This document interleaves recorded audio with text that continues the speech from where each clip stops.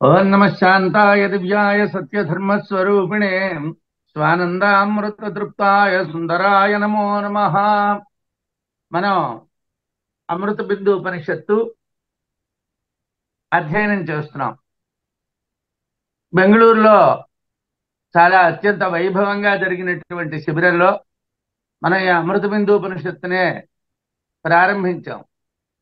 కొంత దూరం నడిచిన తర్వాతను సమయాభావం చేతను పూర్తి చేయలేకపోయాం.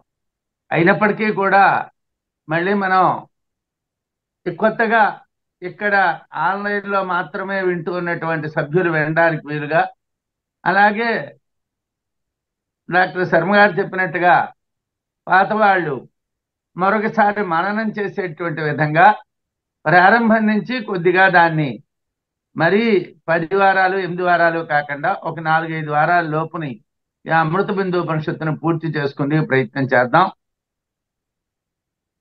ప్రధానంగా నేను ఇవాళ ఉదయం ఒక మెసేజ్ రాసి ఆ మెసేజ్ పంపించాను. ఒక సభ్యుడిగా చెప్తున్నాను. నేను ఒక శ్రోతగానే మీతో మాట్లాడుతున్నాను. గురుస్థానం అనేవి ఇక్కడ లేదు. మనం ఎంత ఎక్కువ శ్రవణం చేస్తే అంత మంచి విద్యా సంపద కలుగుతుంది. మనలో ఎంత జ్ఞానం కలిగితే అంత వైరాగ్యం కలుగుతుంది. వైరాగ్యం అనేటువంటిది కలిగి గురుకటాక్షం కలిగితే అమృతత్వం అనేటువంటిది కలుగుతుంది. కాబట్టి ఒక్కొక్కళ్ళు ఒక్కొక్క రకమైనటువంటి విషయాల్ని తీసుకొని లోతుగా అధ్యయనం చేయిస్తారు. అది చిద్రూపానందజీ అనుకోండి, లేకపోతే డాక్టర్ శర్మ గారు అనుకోండి, ముండకం విషయంలో శంకరాచార్యుల వారి అభిప్రాయాల్ని, అలాగే ఇతరత్ర మహాత్ముల యొక్క అభిప్రాయాల్ని వాళ్ళు అందిస్తూ ఉన్నటువంటిది ఉంటుంది. అలాగే ప్రశ్నోపనిషత్తు కూడా శంకర భగవత్పాదుల వారి యొక్క వ్యాఖ్యానంతో మనం ఉపనిషత్తులు అన్నీ చదవాలనుకున్నాం కాబట్టి దాంట్లో ప్రశ్న కూడా చదువుతున్నాం. అలాగే మరి శలాక వారంటే రామాయణంలో రాముడు ఒక మాట అంటాడు, వృద్ధులైనటువంటి వాళ్ళతో పండితులతో మనకి సంబంధం ఉండాలి. ఎందుకంటే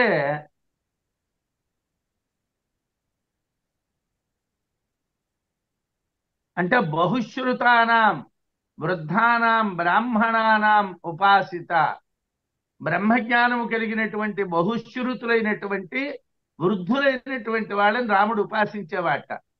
ఎందుకంటే వాళ్ళ అనుభవమే వాళ్ళ దగ్గర బోల్డెని విషయాలు ఉంటాయి. వాళ్ళు చాలా మంచి విషయాలు చెప్తారు. నేను చదువుకున్నానండి, నాకు ఆ పుస్తకం అర్థమైపోయిందండి, ప్రత్యేకంగా నాకు ఎవరు చెప్పక్కర్లేదండి అంటే మరి రామాయణంలో ఈ విషయాలు గట్రా వ్యర్థాలైపోతాయి. ఎంతో చదువుకున్నటువంటి రాముడు కూడా బహుశ్రుతానాం వృద్ధానాం బ్రాహ్మణానాం ఉపాసిత అని బహుశ్రుతులైనటువంటి వృద్ధులైనటువంటి బ్రాహ్మణుల దగ్గర ఉపాసన చేసి అనేక విషయాలు తెలుసుకునేవాడు. మనం కూడా తెలుసుకోవాలి, ఆ ప్రయత్నం గట్టిగా చేయాలి.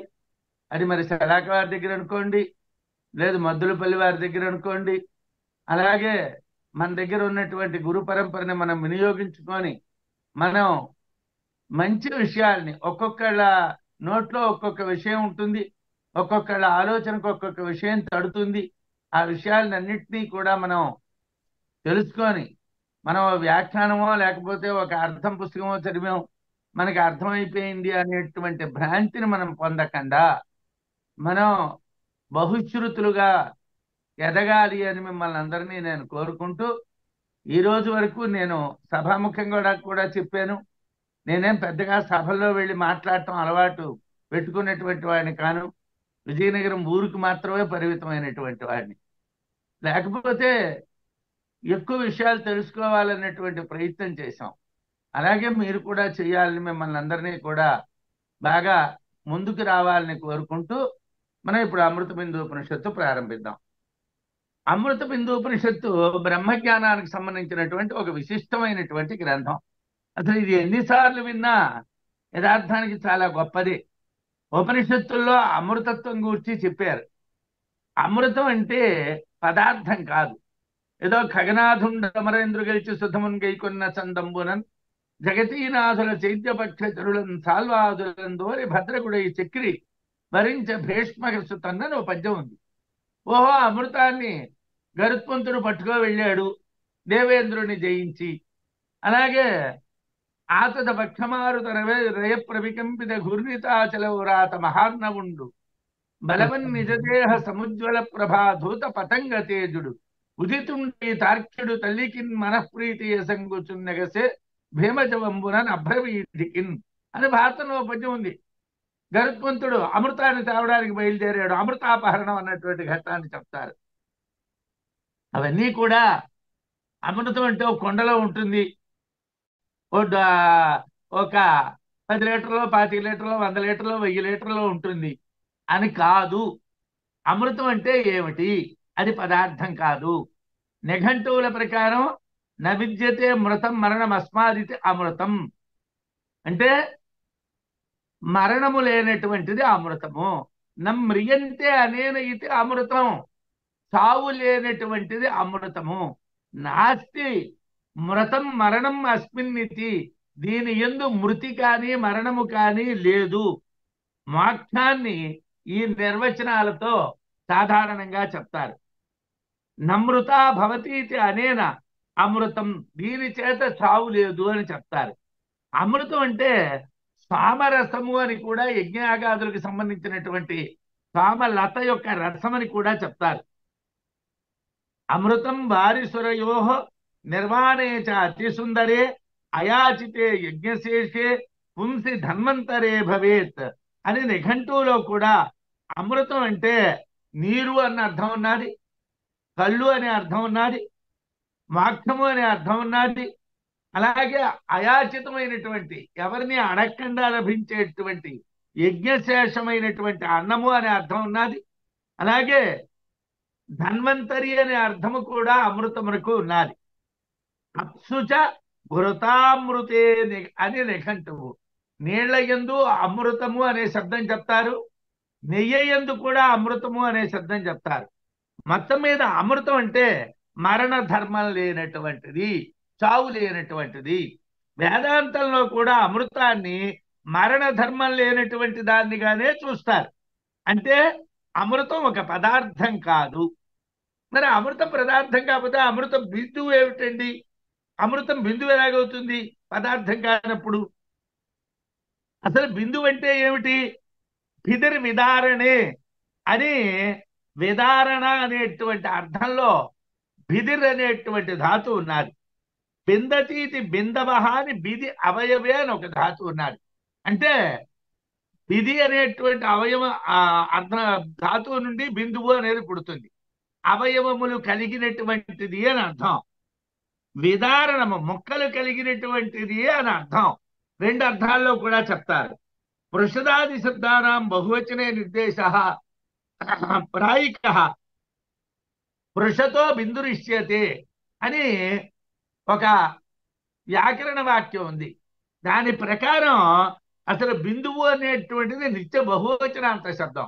ఎందుకంటే బిందువు అంటే ఇన్ని అవయవాలు కలిగినటువంటిది అని అర్థం కాదు. కానీ బహువచనం అనేటువంటిది ప్రాయికమైనప్పటికీ కూడా ఏకవచనంలో కూడా చెప్పొచ్చును అని అమరమాలలో ఏకవచనంలో దీన్ని చెప్పారు. అంటే బిందువు అంటే అవయవాలతో కూడినటువంటిది కాబట్టి అది ఎన్నో ముక్కలు, అది ఎన్నో వ్యవహారములు ఏమీ కాదు. అది ఒక్కటే, బిందువు ఒక్కటే. బిందువు అనేటువంటిది అనేకము కాదు.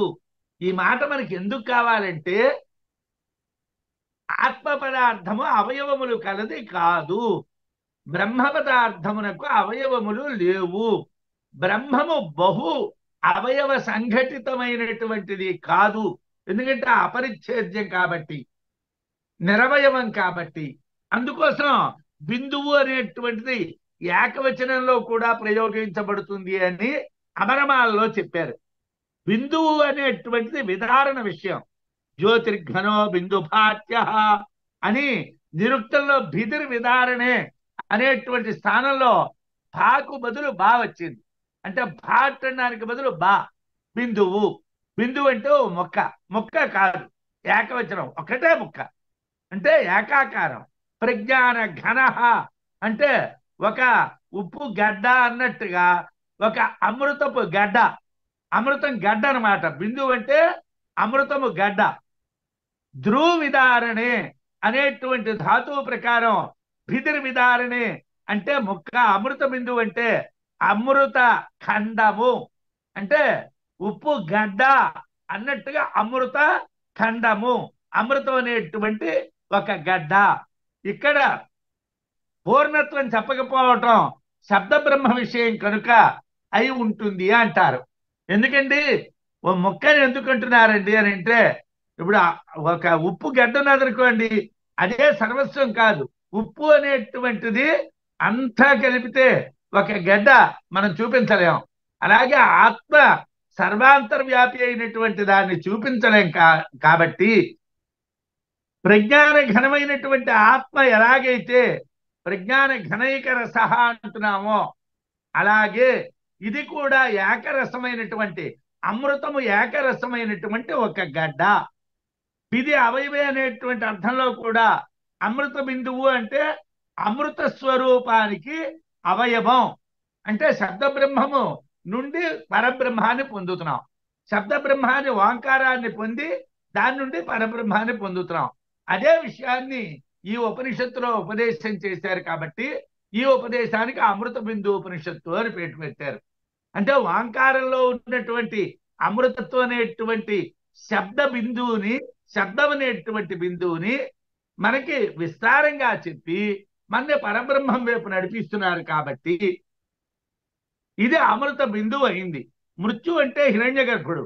మృత్యునా ఇదం ఆవృతం అశనాయా మృత్యు బుద్ధ్యాత్మన అశనాయా ధర్మ ఇది సయేష బుద్ధ్యవస్థో హిరణ్య గర్భో మృత్యు ఇత్యుచ్యతే. అంటే బుద్ధి అవస్థ అయినటువంటి హిరణ్య గర్భుడిని మృత్యువు అంటారు. మృత్యువు చేతనే ఈ లోకమంతా వ్యాపించబడింది అంటారు. హిరణ్య గర్భుడు మృత్యువు అనే శబ్దం చేత చెప్పబడతాడు. అతని చేతనే ఈ జగత్తంతా కప్పబడ్డారు. అయితే సమృత్యు మనశ్శబ్దవాచ్యం, ఆ మృత్యుని మనశ్శబ్దవాచ్యం అంటారు. మనస్సు అనేటువంటి శబ్దముతో చెప్తున్నారు.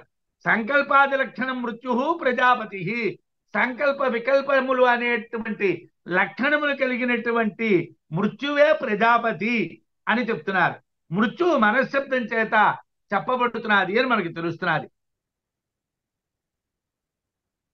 అమృతాన్నే సత్ అంటారు. అమృతాన్నే సత్ అనేటువంటి పేరుతో పిలుస్తారు. సచ్ఛాస్త్రీయ కర్మ విజ్ఞానే అమరణ హేతుత్వాది అమృతం. సచ్ఛాస్త్రీయ కర్మ విజ్ఞానే, సచ్ఛాస్త్రానికి సంబంధించినటువంటి కర్మ విజ్ఞానమునందు అమరణ హేతుత్వాత్ మృత్యు అనేటువంటి తెలియకపోవటం వలన అమృతము అనేటువంటి శబ్దం వాడబడుతున్నది, అమృతము అనేటువంటి చెప్పబడుతున్నది. ప్రకాశాత్మకత్వాత్ జ్ఞానం జ్యోతి తదేవ అమృతం అని శాస్త్రబద్ధమైనటువంటి కర్మ విజ్ఞానమే మృత్యు లేకుండా చేస్తుంది. కాబట్టి అదే అమృతము. శాస్త్రబద్ధమైనటువంటి కర్మజ్ఞానం ఏదైతే ఉన్నదో అదే అమృతము. జ్ఞానము ప్రకాశించేటువంటిది కనుక అది జ్యోతి స్వరూపము కనుక అది అమృతము. అమృతము అంటే అమరణ ధర్మము. హిరణ్య గర్భస్థితి వరకు మృత్యు ఉంటుంది. హిరణ్య గర్భుని కన్నా గొప్పదైనటువంటిది అమృతము. అమృతత్వ సాధనం ఆత్మ విజ్ఞానము. అమృతత్వ సాధనం అనేటువంటి దాన్ని ఆత్మ విజ్ఞానం. ఇదం అమృతం బ్రహ్మ విషయ బ్రహ్మ విద్య. బ్రహ్మణో విజ్ఞానాత్ సర్వాత్మభావ జీవన్ముక్తి భవతి. అంటే ఎవరికైతే బ్రహ్మ జ్ఞానం కలుగుతుందో, ఆత్మ విజ్ఞానం కలుగుతుందో వాళ్ళకి సర్వాత్మభావం కలిగి వాళ్ళు అన్ని జీవుల యందు ఉన్నటువంటి ఆత్మ ఒక్కటే అని గుర్తించగలుగుతారు. కాబట్టి ఆత్మజ్ఞానం అనేటువంటిది అమృతత్వ సాధనం. బ్రహ్మ విద్య అమృతము. బ్రహ్మమును తెలియజేసేటువంటిదే, సర్వాత్మభావం కలిగించేటువంటిదే జీవన్ముక్త స్వరూపం. బ్రతికుంటూ ఉండగానే మోక్షాన్ని ప్రసాదించేటువంటిదే అమృతము. అమృత సర్వ సంసార ధర్మవర్జిత. అన్ని రకాలైనటువంటి సంసార ధర్మాల నుండి మనని బయటపడేటట్టుగా చేసేటువంటిది అమృతము. అయితే అమృతం జ్యోతి. అత అన్యం మ్రియతే నహి జ్యోతి. అమృతం అంటే జ్యోతి. జ్యోతిర్బ్రాహ్మణం అనో బ్రాహ్మణం ఉంది, దాంట్లో చెప్పుకున్నాం. అలాగే అమృతం జ్యోతి. ఎవరైతే మిగతా ప్రదేశముల్లో మృత్యు ఉంటుంది, జ్యోతి స్వరూపమైనటువంటి అమృతత్వము కలిగినటువంటి చోట మృత్యువు ఉండదు. అమృతం అంటే జ్యోతి. అందువలన ఇతరమంతా నశిస్తుంది, కానీ అమృతమైనటువంటిది మాత్రం నశించదు.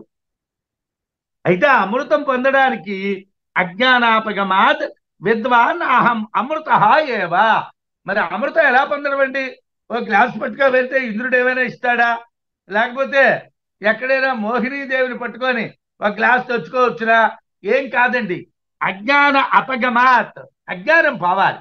ఏమండి, ఇందాకల్లా ఎందుకు 2 మాటలు ముందు చెప్పానంటే, ఎంత శ్రవణం చేసినప్పటికీ, ఎంత మననం చేసినప్పటికీ ప్రారంధవశమైనటువంటి కర్మము చేతను అజ్ఞానం వెంటాడుతూ ఉంటుంది. అది అనాది కాబట్టి అది వెంటాడుతూ ఉంటుంది.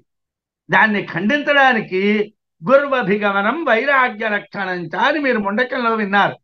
గురువు గారి కాళ్ళు గట్టిగా పట్టుకోవాలి, అలాగే వైరాగ్యాన్ని దృఢంగా కలిగి ఉండాలి. లేకపోతే ఆ అజ్ఞానం పోదు. అమృతమైనటువంటి దానికి పుట్టుక లేదు, ముసలితనం లేదు, నశించదు.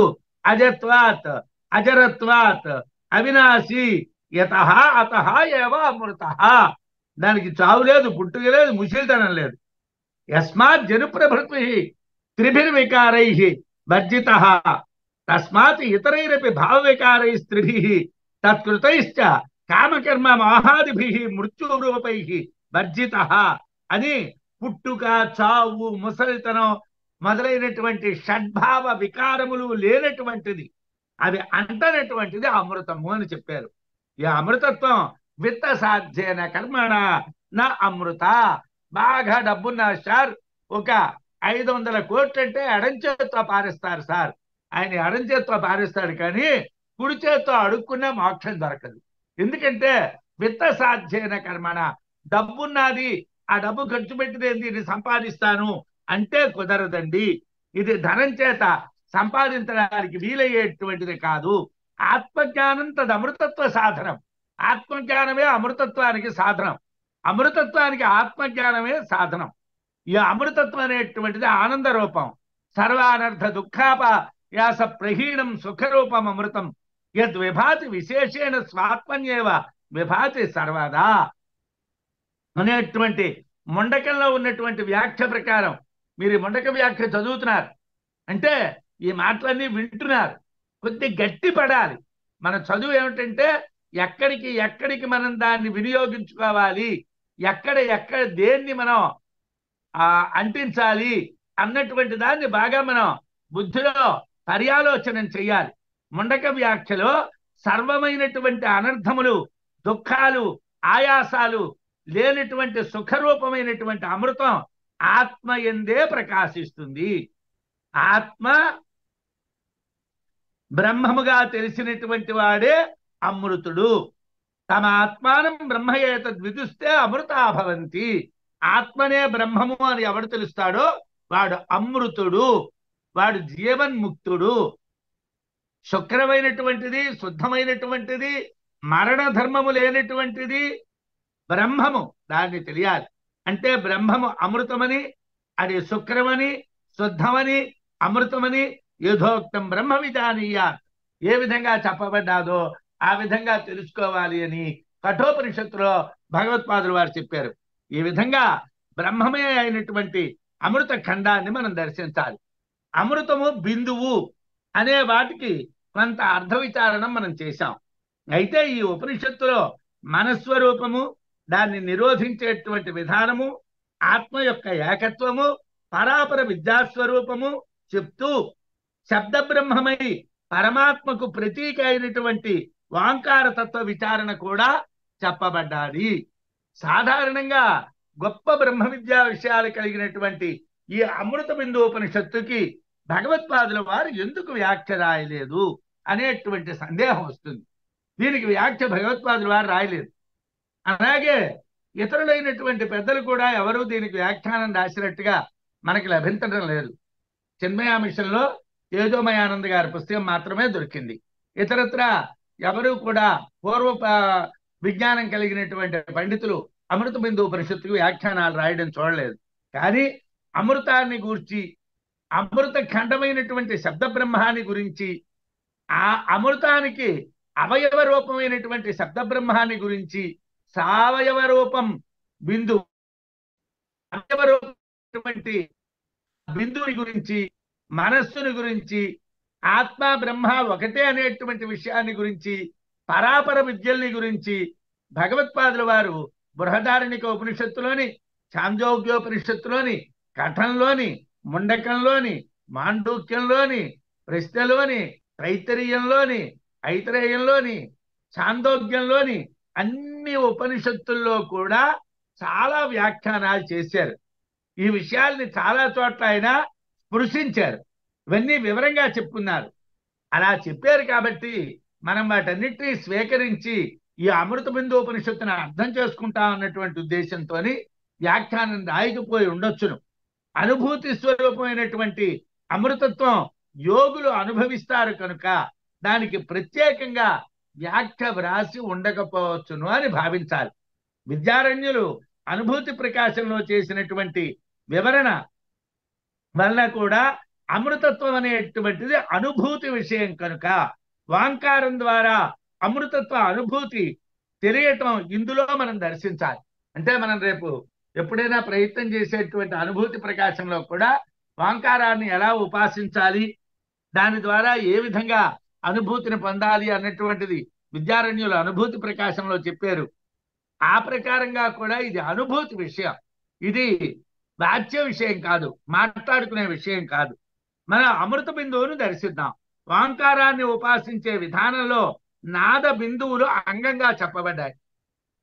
వాంకారాన్ని ఉపాసించేటువంటి స్థలంలో అకారం ఉంటుంది, ఉకారం ఉంటుంది, మకారం ఉంటుంది, నాదం ఉంటుంది, బిందువు ఉంటుంది, కళ ఉంటుంది. ఈ ఆరింటిని అంగములు అంటారు. ఈ అంగాల్లో నాదము బిందువు అనేటువంటివి రెండు అంగాలు. అనుభూతి ప్రకాశంలో 20వ ఖండంలో అకారాది షడంగేషు సంయోజ్య అసంగమద్వయం మంత్రార్థమపి సంయోజ్యకారాదీనుపేక్షతే అని చెప్పినటువంటి చోట్లో అసంగ అద్వయ వస్తువైనటువంటి ఆత్మ, సంగములు లేనటువంటిది, రెండు కానిటువంటి వస్తువేది ఆత్మ. అకారాది 6 అంగములను మంత్రార్థం అనుసంధానం చేసి, అంటే ఓంకారాన్ని ఆ మంత్రార్థంతో అనుసంధానం చేయాలి. ఓం ఏదో మంత్రం, మనం ఏది ఉపాసిద్దాం అనుకున్నా ఆ మంత్రం, ఆ మంత్రాన్ని అంటే మంత్రం అక్షరాలు కాదు, ఆ మంత్రం యొక్క అర్థాన్ని ఆ ఓంకారంతో అనుసంధానం చేసి, ఆ తరువాత ఉపాసకుడు ఏమిటి చేయాలయ్యా, ఆ ఆరంగాల్ని, ఆరంగాలు అంటే అకార ఉకార మకార నాద బిందు కళలు అనేటువంటి ఆరంగాల్ని కూడా విడిచిపెట్టియాలి. ఇక్కడ షడంగాలు అంటే అకార ఉకార మకార నాద బిందు కళలు. అంటే మనం మంత్రంలో ఉండేటువంటి అక్షరాల మీద, మంత్రంలో ఉండేటువంటి అర్థం మీద బుర్ర పెట్టకుండా దానివల్ల పొందవలసినటువంటి ఆత్మ మీద బుర్ర పెట్టాలి. అందుగురించే జపం కాదు ఉపాసన అంటే. ఉపాసన అంటే ఆ ఏదైతే నువ్వు పొందాలనుకుంటున్నావో ఆ ఆత్మకి దగ్గరగా వెళ్ళాలి, ఆత్మకి దగ్గరగా వెళ్ళడానికి ప్రయత్నం చేయాలి. వాటిలో నాదంతో అమృత నాద ఉపనిషత్తు, బిందువుతో అమృత బిందు ఉపనిషత్తు ప్రకాశిస్తున్నాయి. 2 ఉపనిషత్తులు ఉన్నాయి 108 ఉపనిషత్తుల్లో. అమృత నాద ఉపనిషత్తు అంటే వాంకారంలో నాదంతో కలిపి చెప్పిన ఉపనిషత్తు. రెండోది వాంకారంలో బిందువుతో కలిపి చెప్పిన ఉపనిషత్తు అమృత బిందు ఉపనిషత్తు. వాంకారోపాసన అన్ని ఉపనిషత్తుల్లోనూ చాలా గొప్పదిగా చెప్పారు. వాటిలో తురీయావస్థను చెప్పేటువంటివి నాద బిందువు. వాంకారంలో తురీయావస్థను చెప్పేవి ఏమంటే నాదము బిందువు. మామూలుగా మనకి అందరికీ తెలిసిన అవస్థలు 3: జాగ్రత్త అవస్థ, స్వప్నావస్థ, సుషుప్త్యావస్థ. ఈ మూడింటి కన్నా అవతలు ఉండేటువంటి అవస్థ తురీయావస్థ. ఆ తురీయావస్థ అనేటువంటి దాని గురించి చెప్పే ఉపనిషత్తులు చాలా విషయాలు చెప్పాయి. మాండూక్యంలో చెప్పారు, ఇతరత్ర ఉపనిషత్తుల్లో చెప్పారు. నృసింహ ఉత్తర తాపిన్య ఉపనిషత్తులో 8వ ఖండంలో తురీయావస్థను చెప్పేటువంటి నాడబిందు యాగాలు చెప్పారని అనుభూతి ప్రకాశం 20వ ఖండం 143వ శ్లోకంలో చెప్పారు. చత్వారో అష్టమే ఖండే యోగా స్తుర్యస్తు భాషకాః ఓంకార నామ ప్రణవే నాదోయస్తత్ర వర్ణితాః. ఓంకారంలో చత్వారో అష్టమే ఖండే, అష్టమ ఖండంలో 4 చెప్పారు. యోగా స్తుర్యస్తు భాషకాః, 4 రకాలైన యోగాల్లో జాగ్రత్త అవస్థ, మనకి స్వప్నావస్థ, సుషుప్త్యావస్థ దాటి తురీయావస్థ మనం చూడాలి. వాంకార నామా ప్రణవే, వాంకారంలో ప్రణవ స్వరూపమైనటువంటి దాంట్లో 4వ అవస్థ చూడాలి. ఉకార మకారాలని కాకుండా నాద బిందువుల్ని చూడాలి. అది వర్ణించడం జరిగింది. ఓంకారంలో చతుర్థ మాత్ర, అర్ధమాత్ర అని, సామలోకం అని అంటారు. ఓంకార సా అధర్వణై మంత్రై అధర్వవేద సంవర్తకో అగ్ని మరుతో విరాట్ ఏకర్షి భాస్వతి స్మృతో సా చతుర్థ పాదో భవతి చ. అకారాన్ని నాభిలో అంటే బొడ్డు ప్రదేశంలో, ఉకారాన్ని హృదయంలో, మకారాన్ని కనుబొమ్మల మధ్యని, అంటే వాంకారాన్ని చేసేటప్పుడు అకారం బొడ్డులో ప్రారంభం అవ్వాలి, ఉకారం హృదయంలో ప్రారంభం అవ్వాలి, మకారం కనుబొమ్మల మధ్య అంటే 2 కనుబొమ్మల మధ్యని ప్రారంభం అవ్వాలి. వాంకార నాదాన్ని సర్వేశ్వరుడు అంటారు. ఆ సర్వేశ్వరుణ్ణి ద్వాదశాంతంలో చూడాలి. వాంకార బిందువును అంటే ఆనందామృతాన్ని షోడశాంతంలో చూడాలి. ద్వాదశాంతంలో సర్వేశ్వరుని చూడాలి, షోడశాంతంలో ఆనందామృతాన్ని చూడాలి, అనుసంధానం చెయ్యాలి అని నృసింహ ఉత్తర తాపిన్యోపనిషత్తు చెప్తున్నారు. అంటే మనం ఓం అని అరవడం కాదు, వాంకారంలో ఉన్నటువంటి అకారాన్ని బొడ్డు దగ్గర నుంచి తెచ్చి, ఉకారాన్ని గుండెల్లోంచి తెచ్చి, కనుబొమల మధ్య నుంచి మకారాన్ని తెచ్చి, ద్వాదశాంతంలో అంటే శిరస్సులో సర్వేశ్వరుని తెచ్చి, ఆనంద అమృతాన్ని షోడశాంశంలో అంటే సహస్రారంలో ఎవరైతే దర్శించగలుగుతారో వాళ్ళు వాంకారాన్ని దర్శించిన వాళ్ళు అవుతారు.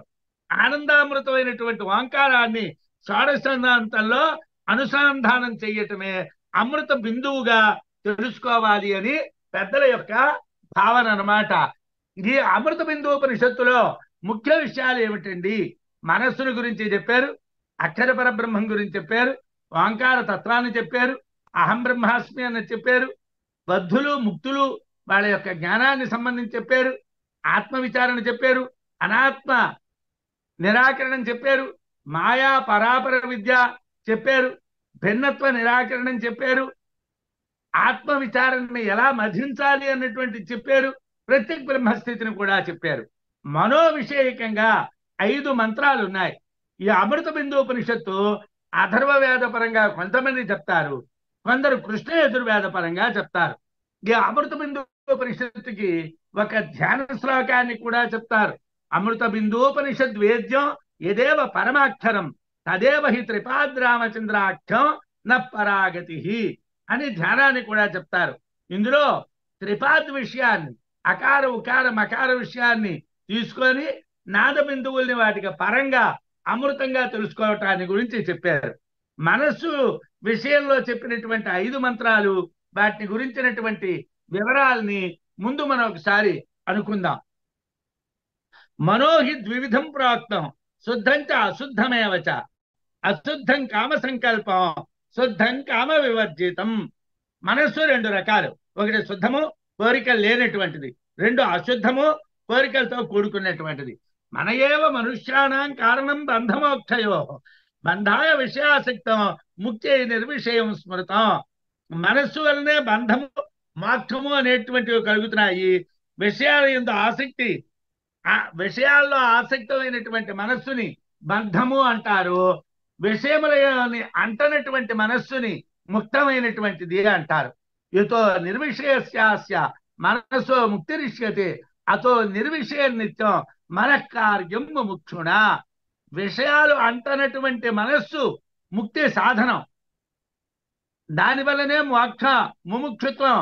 ముముక్షుగా విషయాలు అంటనటువంటి వాడే మోక్షాన్ని పొందడానికి అర్హుడై ఉంటాడు. మనస్సును విషయరహితంగా మనం చేయడమే చెయ్యాలి. మనం ఏం చేయాలండి అని అంటే మనస్సుని విషయరహితంగా చెయ్యాలి. మనస్సుని విషయరహితంగా చేయడం అంటే ఏమిటి? మనస్సుని విషయరహితంగా చేయడం అంటే ఏమిటో తర్వాత చెప్పుకుందాం. నిరస్త విషయాసంగ సన్నిరుద్ధం మనోహృతి యదాయాత్మనోభావం తదా తత్పరం పదం. విషయాలతో కలయిక లేనటువంటి మనస్సు హృదయమందు ఉంచబడితే సన్నిరుద్ధం బాగుగా నిలిచి ఉంచబడినటువంటిదైతే మనస్సు ఆత్మభావాన్ని పొందుతుంది. విషయాలతో కలవనటువంటి మనస్సు, విషయ సంబంధం లేనటువంటి మనస్సుని హృదయంలో నిరోధించగలిగినట్టయితే ఆత్మభావాన్ని పొందుతుంది. అదే పరమ పదమైనటువంటి స్థానము. తావదేవ నిరోద్ధవ్యం యావత్ హృది గతం క్షయం ఏత జ్ఞానంచ ధ్యానంచ శేషో న్యాయశ్చ విస్తర. హృదయంలో సంకల్పం నశించే వరకు మనస్సు నిరోధించాలి. దీనినే జ్ఞానం ధ్యానం అంటారు. మిగిలిందంతా కూడా తర్కంతో కూడుకున్నటువంటి వృధా ప్రయాస మాత్రమే. దానివల్ల ఎటువంటి ప్రయోజనము కూడా ఉండదు. ఈ విధంగా మనస్సు రెండు విధాలని బంధమోక్షాలకు కారణమని చెప్పారు. విషయాసక్తి వలన మనస్సు మాలిన్యాన్ని పొందుతుందని, విషయాలను విడిచిపెడితే ముక్తి సాధనమని చెప్పారు. అందువల్ల మనస్సు విషయాసక్తం కాకుండా చూడాలని, నిర్విషయమైనటువంటి మనస్సు హృదయంలో నిరోధిస్తే పరమమైనటువంటి ఆత్మస్థితి కలుగుతుందని చెప్పారు. హృదయంలో సంకల్పం నశించే వరకు మనస్సును నిరోధించాలి.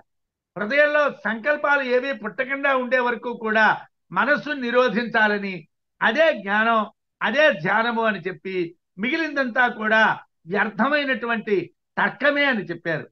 అయితే ఈ మనశ్శబ్దాన్ని గురించి కూడా చాలా విస్తారమైనటువంటి విషయాలు భగవత్పాదులు అక్కడక్కడ చెప్పిన ఉన్నాయి. కొన్నింటిని మాత్రం ప్రయత్నపూర్వకంగా చూద్దాం. మృత్యు మనశ్శబ్ద వాచ్యం సంకల్పాది లక్షణ మృత్యు ప్రజాపతి అని బృహదారణ్యకంలో సంకల్పాది లక్షణాలతో కూడినటువంటి మనస్సు అనే పేరు కలిగినటువంటిదే మృత్యువే ప్రజాపతి. మృత్యువే ప్రజాపతి, మనస్సు అనే పేరు కలవాడు. మనస్సును గూర్చి బృహదారణ్యకంలో కామముఖ సంకల్ప విచికిత్స అని ఒక పెద్ద మంత్రాన్ని చెప్పారు. మనస్సు అన్నీ మనస్సే. కామము, సంకల్పము, విచికిత్స, శ్రద్ధ, ధృతి మొదలైనటువంటివన్నీ మనస్సే అన్నారు. ఏది తెలియవలసినటువంటిదో దాని రూపం మనస్సు. యత్కించ విజిజ్ఞాస్యం మనః తద్రూపమేవా. ఏదైతే తెలియవలసినటువంటిది ఉన్నాదో అది మనస్సు, దాని యొక్క రూపమే మనస్సు. అథ ఏతస్య మనస్సః ద్యౌ శరీరం. ఈ మనస్సుకి ద్యులోకము శరీరము అని చెప్పారు. కఠంలో మనస్సంకల్ప వికల్పాది లక్షణం మనసా గృహీతాని శ్రోత్రాదీని కరణాన్ని అని చెప్పారు. మనస్సంకల్ప వికల్పాది లక్షణం, మనస్సు అంటే సంకల్ప వికల్పములనే లక్షణాలతో కూడుకున్నటువంటిది. మనస్సు అనేటువంటి పదం చేతను ఇంద్రియాలు, కళ్ళు, ముక్కు, చెవులు, నోరు ఇవన్నీ కూడా స్వీకరించబడ్డాయి అని చెప్పారు. ముండకంలో అన్నాత్ ప్రాణ హిరణ్య గర్భ అని చెప్పి తస్మాత్ ప్రాణాత్ మన ఆఖ్యం సంకల్ప వికల్ప సంశయ నిర్ణయాత్మకం మనః అభిజాయతే అని చెప్పారు. అంటే ముండకంలో కూడా మన అన్నాత్ ప్రాణ, అన్నము నుండి ప్రాణము కలుగుతుందని, ప్రాణము నుండి హిరణ్య గర్భుడని చెప్పి తస్మాత్ ప్రాణాత్, ఆ ప్రాణము నుండి మన ఆఖ్యం, మనస్సునే పేరు కలిగినటువంటి సంకల్ప వికల్ప సంశయ నిర్ణయాత్మకం, సంకల్పములు, వికల్పములు, సంశయముల యొక్క నిర్ణయం చేసేటువంటి మనః అభిజాయతే, మనస్సు పుడుతున్నదన్నారు. ప్రాణస్వరూపమైనటువంటి హిరణ్య గర్భుడు నుండి సంకల్ప వికల్ప సంశయ నిర్ణయాత్మక రూపమైనటువంటి మనస్సు పుడుతున్నది అని చెప్పారు. కథంలో సూక్ష్మ విషయాలను చెప్తూ ఇంద్రియాల కన్నా, అర్థముల కన్నా మనస్సు కన్నా బుద్ధి కన్నా ఆత్మ సూక్ష్మము అన్నారు. అక్కడ మనస్సును గూర్చి ప్రత్యేగాత్మభూతంచ, ఇది ప్రత్యేగాత్మ స్వరూపము అని కూడా చెప్పారు. సంకల్ప వికల్పాద్ ఆరంభక భూత సూక్ష్మ, సంకల్ప వికల్పాలని ప్రారంభించేటువంటి ఒక సూక్ష్మమైనటువంటి భూతాన్ని మనస్సు అంటారు. అందువల్ల మనస్సే సంకల్ప వికల్పాదులను కలిగించేది, ప్రత్యేగాత్మస్వరూపమైనటువంటిది. అంటే స్వస్వరూపమునందు ఉండేటటువంటిది మనస్సు. మనస్సు అంటే మనసి అనవశిష్టం అతః కరణం అని ఛాందోగ్యంలో చెప్పారు. అంటే మనన వ్యాపారముతో కూడుకున్నటువంటి అంతఃకరణము అని చెప్పారు. ఛాందోగ్యం ఇంద్రియ సామోపాసనలో ముక్కు, చెవి, నోరు మొదలైనటువంటి ఇంద్రియాలని గురించి చెప్తూ వాటన్నిటికన్నా మనస్సు గొప్పది అని చెప్తూ మనస్సు నిధనము అని చెప్పారు. మనః నిధనం, మనసహి నిధీయంతే పురుషస్య భోగ్యత్వేన సర్వేంద్రియాహృత విషయా అని భగవత్పాదుల వారు వ్యాఖ్యానం రాశారు. అంటే మనం కూరలు, పప్పులు, ఉప్పులు అన్ని సంపాదించుకో ఎలాగైతే వండుకో తింటూ ఉంటామో అలాగే అన్ని ఇంద్రియాలు పట్టుకొని వచ్చినటువంటి భాగ వస్తువులన్నింటినీ కూడా మనస్సు దాచి మనం అనుభవించేటట్టుగా చేస్తుందట. అందు గురించి దానికి నిధనం అని పేరు. పూర్వం బోనిపెట్టెలు ఇంట్లో ఉండేవి. ఆ బోనిపెట్టెలో అన్ని సామాన్లు పెట్టుకునేవాళ్ళు, దాచుకునేవాళ్ళు. ఎప్పుడా కబ్బోర్డు లేవు కాబట్టి అప్పుడు అలా వేరువేరుగా పెట్టాలు గట్రా లేవు, అన్ని ఓ దాంట్లోనే ఉండేవి. అలాగే ఈ మనస్సు అనేటువంటిది ఇంద్రియాలు తెచ్చినటువంటి అన్ని వస్తువుల్ని కూడా లోపల ఉంచుకొని ఎప్పుడు ఏది కావాలంటే ఇది కావాలంటే ఇది ముక్కుతో అనుభవించాలి, చెవితో అనుభవించాలి, నోటితో అనుభవించాలి, దేంతో ఏది అనుభవించాలంటే అదల్లా మన చేతికి ఇస్తూ ఉంటుందట. అందుగురించి దానికి నిధనము అని పేరు. మనస్సుని నిధనం అని అంటారు. విద్యారణ్యులు మనోదశేంద్రియాధ్యక్షం హృత్పత్నే గోళకే స్థితం, మనస్సు 10 ఇంద్రియాలకి అధ్యక్షుడు, ప్రభువు అని హృదయ పద్మంలో ఉంటుంది అని చెప్పారు. మనస్సు సంకల్ప వికల్పములు చేసేటువంటిది, దానికి చంద్రుడు అధిపతి అని కూడా చెప్పారు. మనోబుద్ధి అహంకార చిత్తాలను కూర్చి వివేక చూడామణిలో కూడా మనస్సు సంకల్ప వికల్పనాదిభి బుద్ధి పదార్థాధ్యవసాయ ధర్మత అత్రాభిమానాద్ అహమిత్యహంకృతి స్వార్థానుసంధాన గుణేన చిత్తం అని చెప్పారు. మనస్సు అనేటువంటిది సంకల్ప వికల్ప లక్షణాలు కలిగినటువంటిదని, బుద్ధిని గురించి, అహంకారాన్ని గురించి, అలాగే చిత్తాన్ని గురించి చెప్పారు. మనకు అక్కర్లేదు. మనస్సు సంకల్ప వికల్ప లక్షణములు కలది. ఈ విధంగా మనస్సు సంకల్ప వికల్ప లక్షణమని, మనస్సే కామము, సంకల్పము, విచికిత్స, శ్రద్ధ మొదలైనటువంటి రూపాలు కలిగినటువంటిదని తెలియదగినటువంటిది మనస్సని, మనస్సుకు ద్యులోకము శరీరము అని, మనస్సు చేతనే ఇంద్రియాలు నడిపించబడుతున్నాయని, ప్రాణస్వరూపమైనటువంటి హిరణ్య గర్భుడు నుండే సంకల్ప వికల్ప సంశయ నిశ్చయాత్మకమైనటువంటి మనస్సు పుట్టిందని, ఇంద్రియముల కన్నా ఇంద్రియార్థముల కన్నా మనస్సు చాలా సూక్ష్మమైనటువంటిది అని, మనన వ్యాపారముతో కూడినటువంటిది మనస్సు అని చెప్పబడుతున్నది. అన్ని ఇంద్రియాలచే కొనిరాబడినటువంటి విషయాలను వ్యక్తికి భోగ్యములుగా అనుభవించవలసినటువంటి విషయాలుగా మనస్సే దాచిపెడుతుంది అని కూడా చెప్పబడుతున్నది.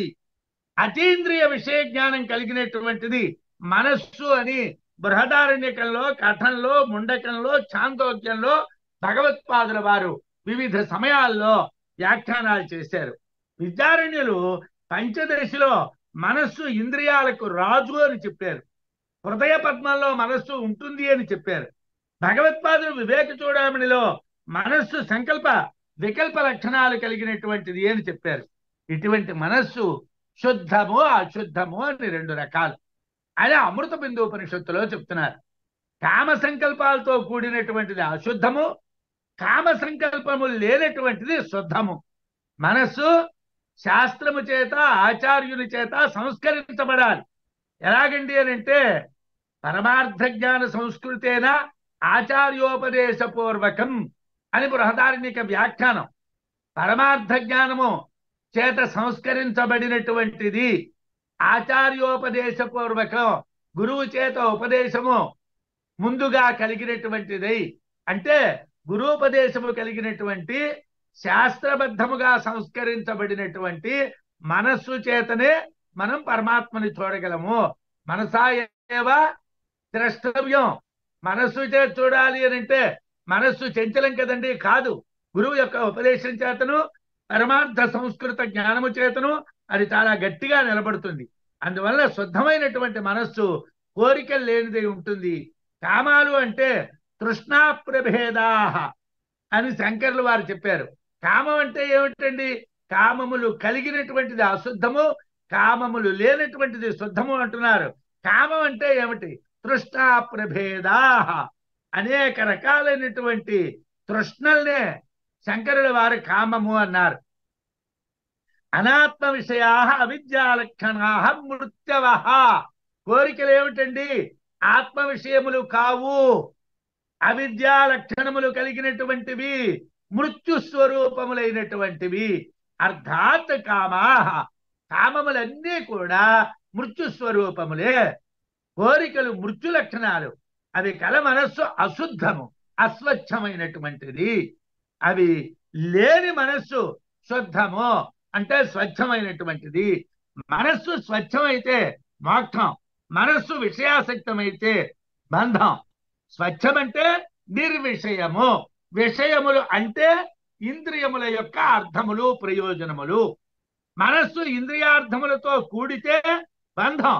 మనస్సు ఇంద్రియ విషయాలకు పరమార్థ జ్ఞాన సంస్కారము వలన, ఆచార్యోపదేశం వలన దూరమైతే, మనస్సు ఇంద్రియ విషయాలకు దూరం అయిపోతే ముక్తము అవుతుంది. అదే అమృతం.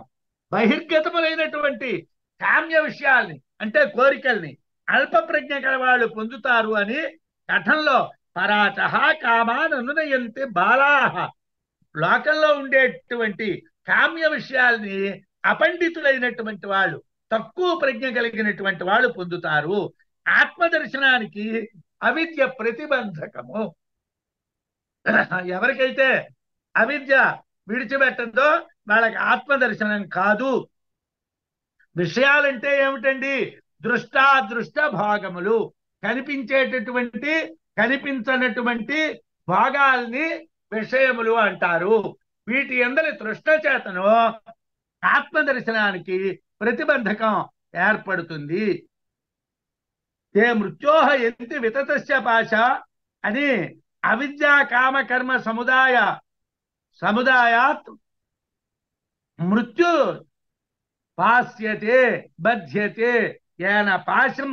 ఆ పాశము అంటే బంధము. దేహ ఇంద్రియ సంయోగ వియోగ లక్షణాలు కలిగినటువంటిది, జన్మ జరా మరణ రోగాదులు కలిగినటువంటిది, అనర్థ సమూహాన్ని పొందించేటువంటిది ఏదైతే ఉన్నాదో అది పాశము, బంధము. అందువలన విషయాలకు మనం దూరంగా ఉన్నట్టుగైతే మనస్సుకు ప్రభు అయినటువంటి బుద్ధితో కూడినటువంటి మననం వలన ఆత్మని పొందవచ్చును. ఆ విధంగా విషయములకు దూరమైన మనస్సు ముక్తికి సాధనము. విషయ సంబంధాన్ని నిరోధించాలి. నిరోధించడం అంటే ఏమిటండి? ఏమైనా దానికి ఒక రాయో లేకపోతే ఒక ఏదైనా మూత లాంటిదో పెడితే ఆ మనస్సు ఏమైనా ఆగిపోతుందా అండి? విషయ సంబంధాన్ని ఎలా నిరోధించాలి? నిరోధించడం అంటే అడ్డుకోవటం. మనస్సుకు విషయాలతో సంబంధం అడ్డుకుంటే ఆత్మభావం పొందొచ్చునని, అదే జ్ఞానమని, అదే ధ్యానమని మనకి చెప్తున్నారు.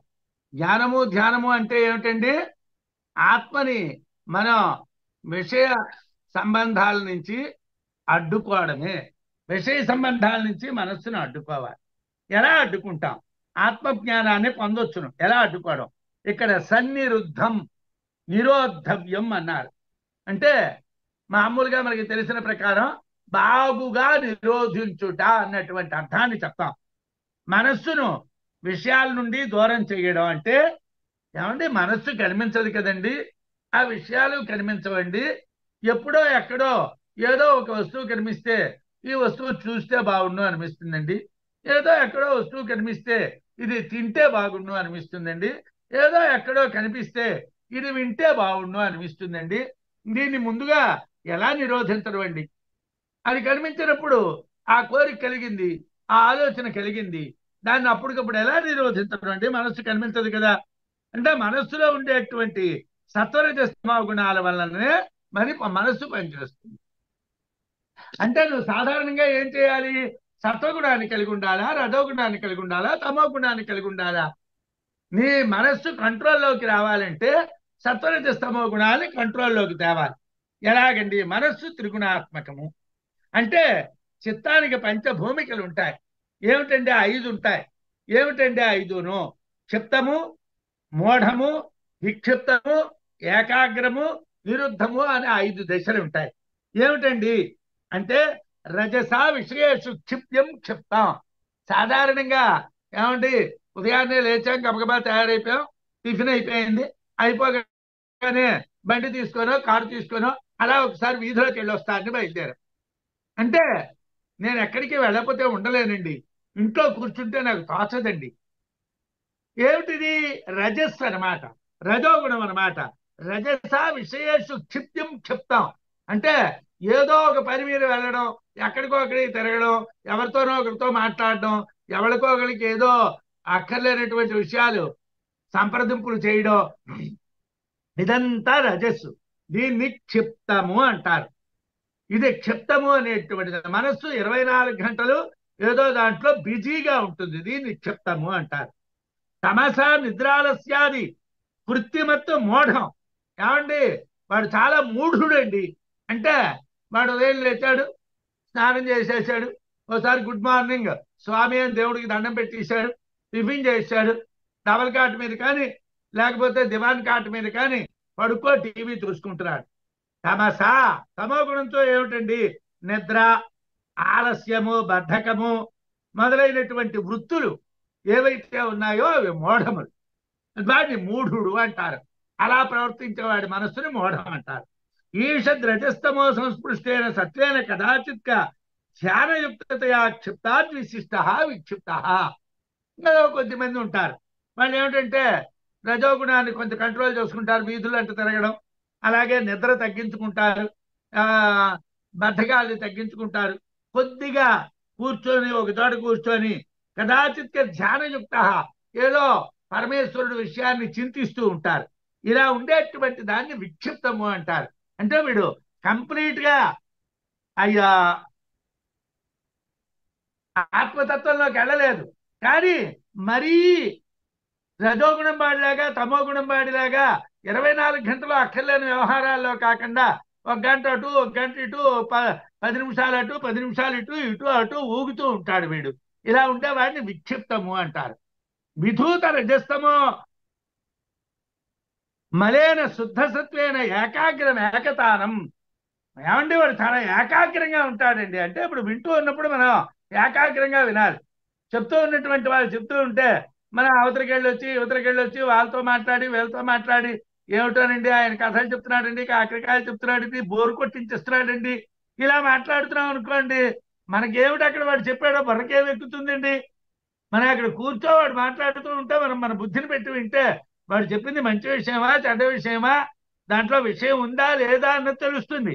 విధూత రజస్తమో మలేనా అంటే పూర్తిగా రజోగుణాన్ని తమో గుణాన్ని దూరంగా పెట్టి శుద్ధసత్వంతో ఏకాగ్రంగా ఉండడాన్ని ఏకతానము అంటారు. అంటే మనస్సుని ఒకే తాటి మీద నడిపించడం ఎలాగండి అని అంటే, ఏకాగ్రత కావాలి అంటే ఆ రజస్తమో గుణాలని పూర్తిగా బయటికి తోసేసి ఒక్క శుద్ధసత్వంతోనే అలా కూర్చోవాలి. అసలు ఇవన్నీ ఎందుకు పనికిరావండి? ఎందుకంటే ఈ 4గింటి వల్ల కూడా మీరు ఆత్మ సాక్షాత్కారం కలగదండి. ఆత్మ సాక్షాత్కారం కావాలంటే ప్రశాంత సకల వృత్తికం సంస్కార శేషం నిరుద్ధం.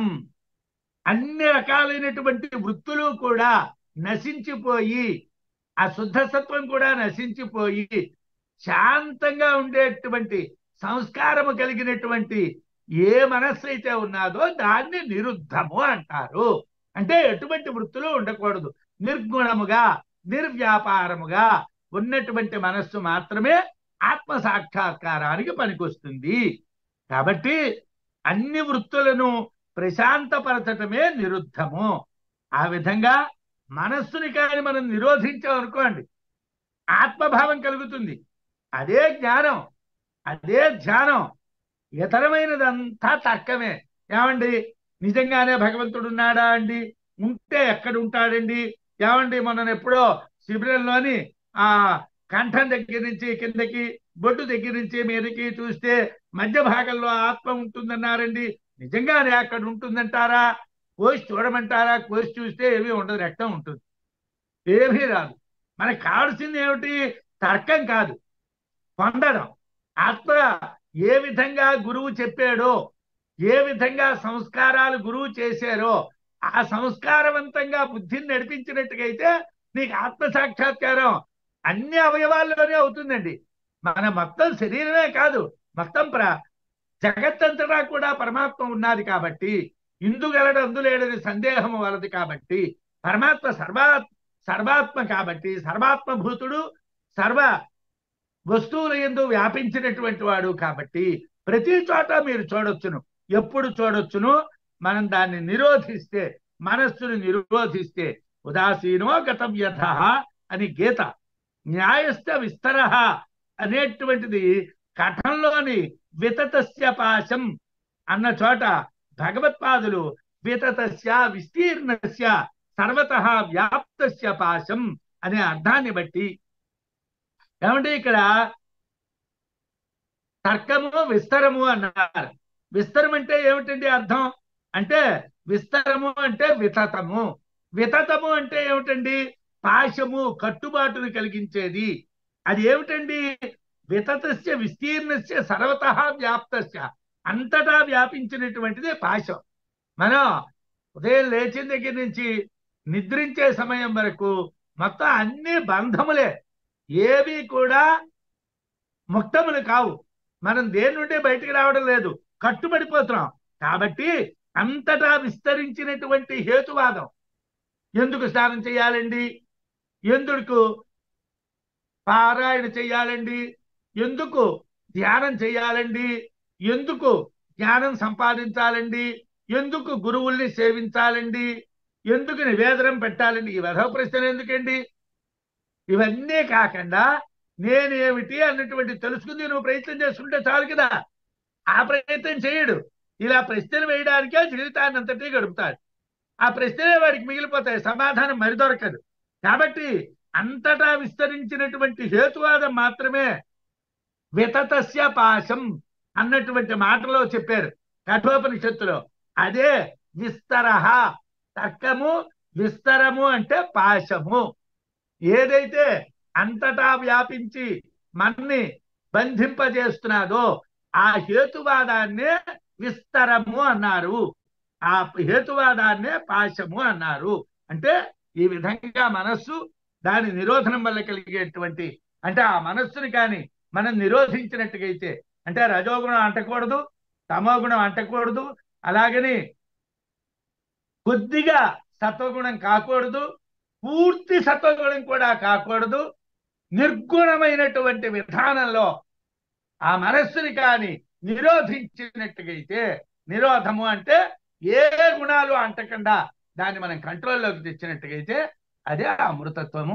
దానివల్లనే అమృతత్వం కలుగుతుంది. మనస్సుకి అమృతత్వానికి ఉన్నటువంటి సంబంధాన్ని మనం ఈరోజు పూర్తి చేసుకున్నాం. మళ్ళీ వారంలో ఓంకార విషయకంగా చెప్పుకుందాం. స్వస్తి.